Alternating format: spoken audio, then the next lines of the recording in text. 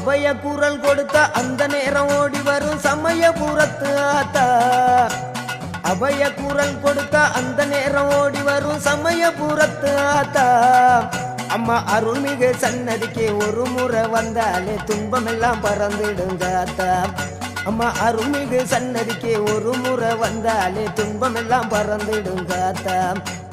Om Shakti Om Shakti Om, Om Shakti Om Shakti Om, Om Shakti Om Shakti Om, Om Shakti Om Shakti Om.